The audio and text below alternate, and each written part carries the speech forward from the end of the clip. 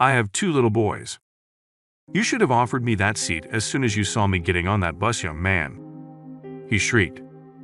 If anyone wasn't paying attention, now they are. He stood up defiantly and pulled up his jeans. She gasped as she revealed something the haughty mom never saw coming. Thomas Scott was a clerk at Walgreens in Fort Worth, Texas.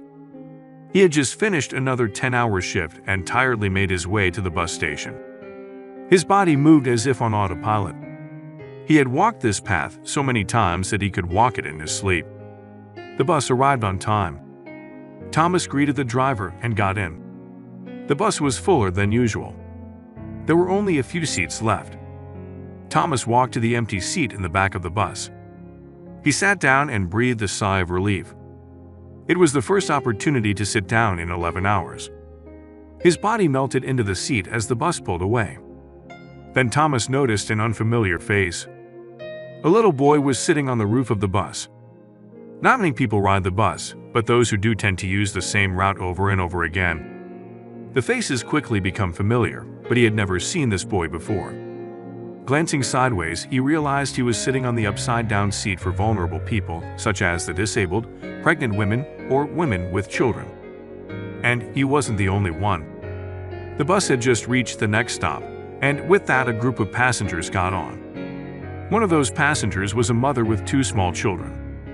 Thomas immediately realized that he was looking at the reserved seat.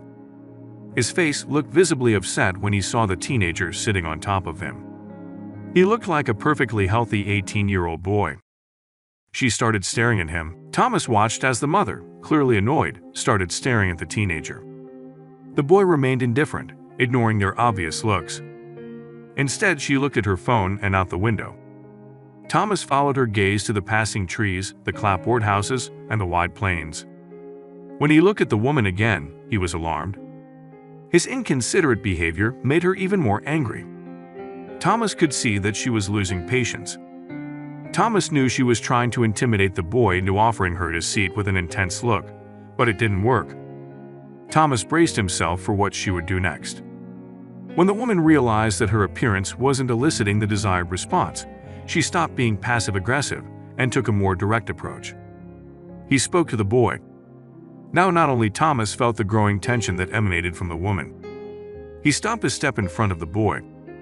He crouched down and spoke in a firm, strong tone. And she spoke loud enough for the whole bus to hear. Suddenly, all eyes turned to the scene. The boy looked at her unperturbed. Thomas knew that with an attitude like that, things went down the drain. Are you aware that you are sitting in a seat reserved for vulnerable people? If you had manners, you would offer that seat to someone more deserving. He paused and waited for the boy's reaction. Surely he expected him to immediately apologize and beg for mercy, but this boy was much more than he seemed. The teenager said nothing, so the woman continued, wanting to teach him a lesson. Little did he know his plan would backfire epically. I have two little boys. You should have offered me that seat as soon as you saw me getting on that bus, young man. If anyone wasn't paying attention, they are now.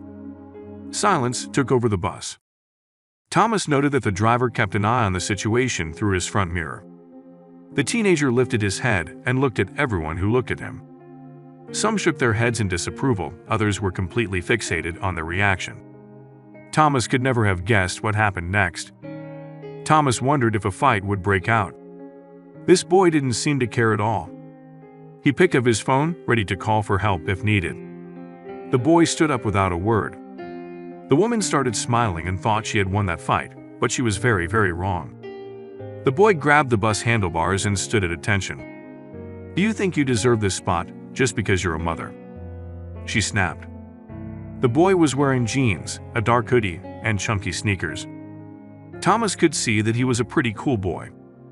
He still had an earplug in his ear. Thomas was on the edge of his seat. This guy had guts to stand up to the woman like that while everyone was staring at him. He had to be careful or he'd have a busload of people against him. The woman's smile quickly gave way to anger. Yeah, I definitely deserve it more than you do, he commented. The boy gave a wry laugh before reaching down and grabbing his jeans. The boy caught the eyes of everyone who watched him as he tried to pull something out of his jeans.